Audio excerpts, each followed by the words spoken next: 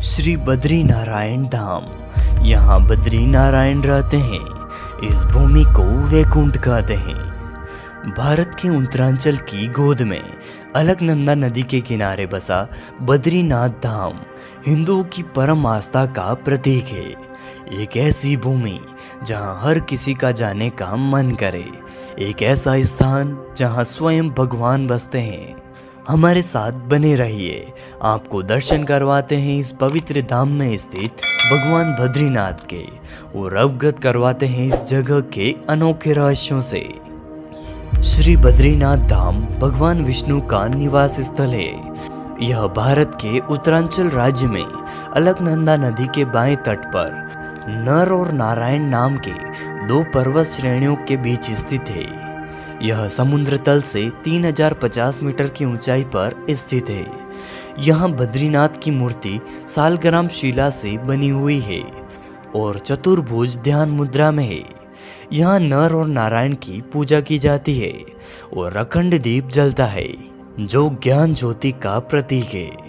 श्री बद्रीनाथ धाम में प्रचुर मात्रा में पाई जाने वाली जंगली बेरी को बद्री कहते हैं। इस कारण इस धाम का नाम बद्री धाम पड़ा।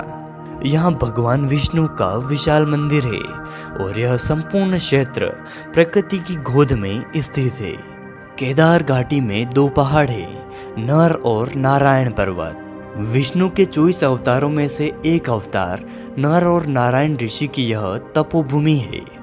उनके तप से प्रसन्न होकर केदारनाथ में भगवान शिव प्रकट हुए थे।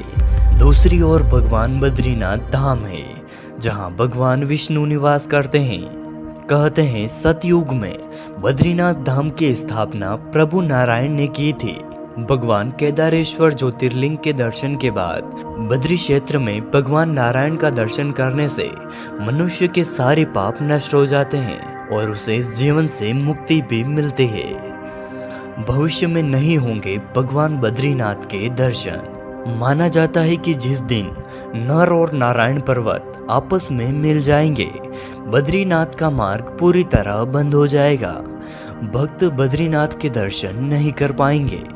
पुराणों के अनुसार आने वाले कुछ वर्षों में वर्तमान बद्रीनाथ धाम और केदारेश्वर धाम लुप्त हो जाएंगे और वर्षों बाद भविष्य बद्री नामक एक तीर्थ स्थान का उद्गम होगा।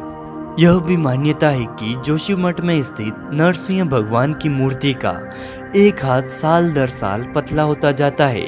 जिस दिन यह हाथ लुप्त हो जाएगा उस दिन यह बद्रीनाथ तीर्थ स्थल और केदारनाथ तीर्थ स्थल विलुप्त हो जाएंगे। मंदिर में बद्रीनाथ के दाहिने ओर कुबेर की मूर्ति है। उनके सामने उद्धव जी की मूर्ति है जिसे शीतकाल में बर्फ जमने पर जोशीमठ ले जाई जाती है। उद्धव जी के पास ही चरण पादुका है और नर नारायण की मूर्ति भी है और इनके ही समीप श्री देवी और भूदेवी है। भगवान विष्णु की प्रतिमा वाला वर्तमान मंदिर 3133 मीटर की ऊंचाई पर स्थित है और माना जाता है कि आदि शंकराचार्य जो कि 8वीं शताब्दी के दार्शनिक संत थे, इन्होंने इस मंदिर का निर्माण कराया था। अलकनंदा के तट पर स्थित अद्भुत गर्म झरना है जिसे तप्त कुंड भी कहा जाता है। यहाँ की एक लोक कथाओं के अनुसार यहाँ नीलकंठ पर्वत के समीप भगवान विष्णु ने बाल रूप में अवतार लिया था। कहते हैं भगवान विष्णु अपने ध्यान योग और विश्राम हेतु एक उपयुक्त स्थान खोज रहे थे और उन्हें अलकनंदा नदी के समीप यह स्थान बहुत ही भा गया। उस वक्त यह स्थान भगवान शंकर और पार्वती का निवास स्थान था। कहते हैं शिव और पार्वती ने वह स्थान छोड़ दिया और केदारनाथ चले गए। भगवान विष्णु ने जबरन बद्रीनाथ को विश्राम स्थल बना लिया। जब भगवान विष्णु ध्यान योग में लीन थे तो बहुत अधिक हिमपात होने लगा। भगवान विष्णु और उनका घर पानी में डूबने लगा। तब माता ने स्वयं भगवान विष्णु के समीप खड़े होकर बेर के वृक्ष का रूप ले लिया। भगवान विष्णु को धूप, वर्षा और हिम से बचाने के लिए कठोर तपस्या करनी शुरू कर दी। कई वर्षों के बाद भगवान विष्णु ने अपना ध्यान पूर्ण किया। जब उन्होंने देखा कि माता पार्वती भी उनके समान ही योग कर रही है, तब उन्होंने कहा कि हे देवी, तुमने भी मेरे ही बराबर तप किया है, तो आज से इस धाम पर मुझे तुम्हारे साथ पूजा जाएगा। क्योंकि तुमने मेरी रक्षा बद्री वृक्ष के रूप में की है, तो आज से मुझे बद्रीनाथ के नाम से जाना जाएगा। इस तरह से भगवान विष्णु का नाम बद्रीनाथ पड़ा। दोस्तों, अब हम जानते हैं कि श्री बद्रीनाथ धाम में शंख क्यों नहीं बजाया जाता है।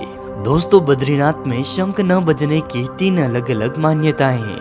पहली मान्यता यह है कि यहाँ पर भगवान विष्णु योग मुद्रा में विराजमान है और शंख जो कि भगवान विष्णु का आह्वान करता है, इसलिए भगवान के योग में कोई बाधा ना हो, इसलिए वहाँ पर शंख नहीं बजाया जाता है।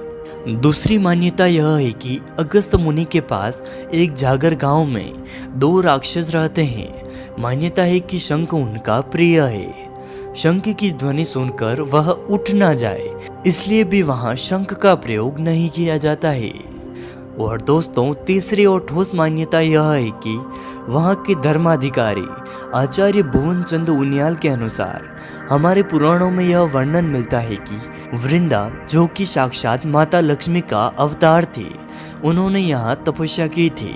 वृंदा ने एक श्राप के कारण यहाँ तपस्या की और उनका विवाह शंखचूर्ण नामक राक्षस से हुआ। चूंकि शंखचूर्ण एक राक्षस प्रवृत्ति का था, इस कारण भगवान विष्णु ने क्रोधित होकर शंखचूर्ण का वध कर दिया। इसके बाद वृंदा ने भगवान नारायण को यह श्राप दिया कि आपने मेरे पति का वध किया है, आप पत्थर हृदय हैं, मैं आपको श्राप देती हूँ कि आपको यहाँ एक पत्थर बनकर रहना होगा। इस श्राप के कारण भगवान नारायण यहाँ एक काले शालिग्राम पत्थर में परिवर्तित हो गए और यह एक ऐसा पत्थर है जिससे कीड़ों के काटने पर चक्रनुमा निशान पड़ जाते हैं। लेकिन इसके बाद भगवान नारायण ने वृंदा से कहा कि यदि मैं आपके श्राप का पालन करूंगा तो मेरा भी आपको एक श्राप है कि आप भी यहाँ एक पेड़ की भांति रहेंगी। इस प्रकार स्वयं माता लक्ष्मी तुलसी बनकर आज भी बद्रीनाथ में तपस्या कर रही है। यह तुलसी भगवान बद्रीनाथ को माला के रूप में धारण कराई जाती है। इस घटना का संबंध शंख न बजाने से है, क्योंकि शंखचूर्ण वृंदा के पति थे। इस कारण वृंदा, जो कि अब तुलसी है, उनको शंख की आवाज सुनकर शंखचूर्ण का स्मरण न हो, इसलिए यहाँ पर शंख बजाना वर्जित है। भगवान बद्रीनाथ मंदिर की एक और खास बात है, इस मंदिर के 6 महीने तक कपाट बंद रहते हैं। मान्यता है कि भगवान बद्री विशेष की पूजा देवता और मनुष्य दोनों करते हैं। इस कारण 6 महीने तक किसी भी इंसान का मंदिर में प्रवेश वर्जित है और बाद में अगले 6 महीने भक्तों के लिए मंदिर के कपाट विधि विधान से खोल दिए जाते हैं। दोस्तों, अब हम आपको भगवान बद्रीनाथ के दर्शन करवाते हैं। यह दर्शन कर आपके मन को भी एक सुखद अनुभूति तो जरूर होगी।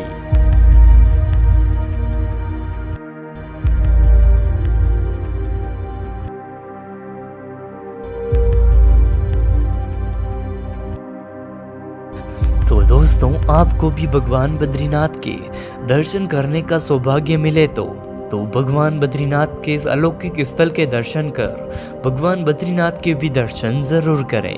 अगर आपको यह वीडियो पसंद आई है तो इस वीडियो को लाइक और शेयर जरूर करें। इसी तरह की वीडियो देखने के लिए हमारे चैनल को सब्सक्राइब कर नोटिफिकेशन बेल को जरूर दबाएं। तब तक मेरे साथ बोलिए जय बद्रीनाथ।